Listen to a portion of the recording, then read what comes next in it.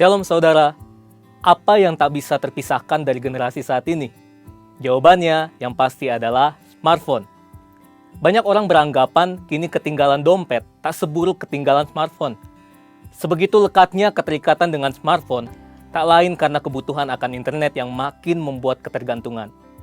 Segala bentuk interaksi online, informasi, hiburan, bahkan transaksi jual-beli disajikan oleh layar kecil di depan matanya. Dr. David Schwem, seorang profesor dari Utah State University, mengadakan sebuah penelitian mengenai dampak penggunaan teknologi terhadap kualitas sebuah hubungan. Dari hasil penelitian tersebut, menunjukkan bahwa penggunaan gadget menyebabkan kerenggangan dalam waktu dan komunikasi, sehingga berdampak negatif dalam kualitas hubungan seseorang. Kalau pemakaian gadget dapat merenggangkan hubungan antar manusia, apalagi hubungan antara manusia dengan Tuhan yang tidak dapat dilihat secara jasmani. Oleh sebab itu, di dalam Voice of Pentecost kali ini, kita akan membahas mengenai keterasingan di dunia digital.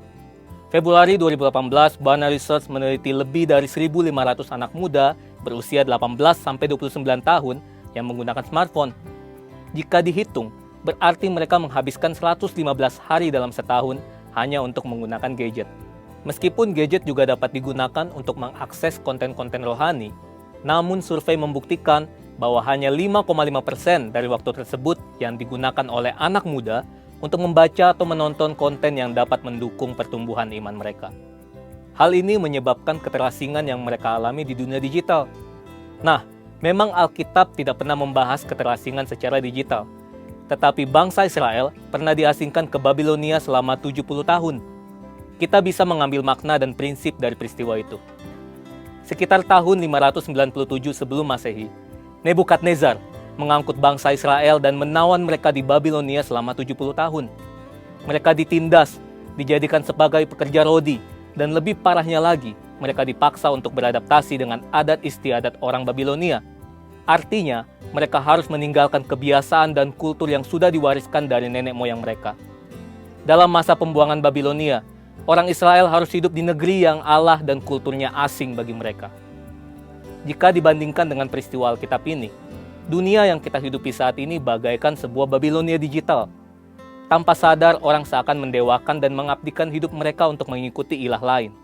Contohnya, figur publik, cinta akan uang, dan juga gaya hidup berfoya-foya yang dipertontonkan. Banyak orang berpikir, jika mereka tidak hidup mengikuti tren, maka mereka akan dianggap kuper, gak gaul, tidak relevan, dan dijauhi oleh teman-teman. Bukan berarti anak Tuhan harus menjadi kuno, tidak up to date terhadap perkembangan zaman, dan tidak boleh mengikuti tren tertentu. Saat itulah anak-anak Tuhan tetap harus menunjukkan perbedaan dan justru bersinar di tengah pengasingan seperti Daniel, Sadrak, Mesak, dan Abednego. Berikut ini adalah prinsip yang harus dilakukan anak Tuhan untuk dapat menjadi saksi. Yang pertama, hidup dalam keintiman dengan Tuhan.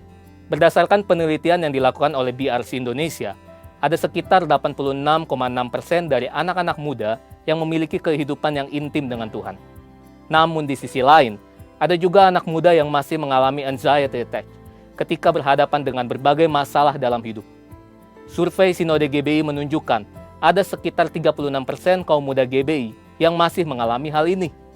Daniel 6 ayat 11 mencatat bahwa Daniel menjaga keintimannya dengan Allah dengan berdoa kepada Allah 3 kali sehari, sehingga tidak membuat iman Daniel gentar ketika ia dihukum masuk ke gua singa. Hidup dalam keintiman dengan Tuhan berarti secara rutin berbicara, mendengarkan, dan meresponi suara Roh Kudus dalam kehidupan sehari-hari. Yang kedua, tidak menyembah Allah lain. Sadrak, Mesak, dan Abednego dicampakkan ke perapian oleh Raja Nebukadnezar karena mereka menolak untuk menyembah Allah orang Babilonia. Mungkin saat ini kita tidak disuruh menyembah patung, tetapi hal ini bicara tentang sesuatu yang kita puja, kita utamakan, dahulukan, lebih kita sayangi, dan mungkin membuat kita mengutamakan hal ini dibandingkan kepada Tuhan. Ingat, hukum Taurat yang pertama juga berbunyi, jangan ada padamu Allah lain di hadapanku.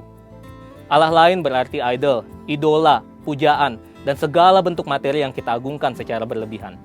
Yang ketiga, selektif dalam memilih apa yang dikonsumsi. Daniel juga berketetapan untuk tidak menajiskan dirinya dengan santapan raja dan dengan anggur yang biasa diminum raja. Selektif berarti kita perlu memilah apa yang kita baca, jangan sampai membuat kita hidup dalam kekhawatiran. Apa yang kita dengar haruslah dapat menyemangati kita dan jangan sampai mematahkan pengharapan kita. Intinya, apa yang kita lakukan dengan tubuh kita dapat berbicara tentang siapa Allah yang kita sembah.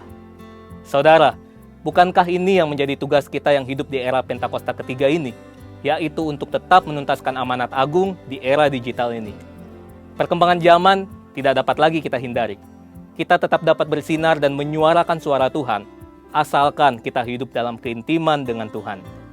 Letakkanlah Tuhan sebagai yang utama, dan milikilah gaya hidup yang berbeda dengan kultur dunia. Saudara, untuk penjelasan lebih lengkapnya dari tim teologi kami, silakan klik link yang ada di atas atau scan QR Code yang tersedia. Tuhan Yesus memberkati.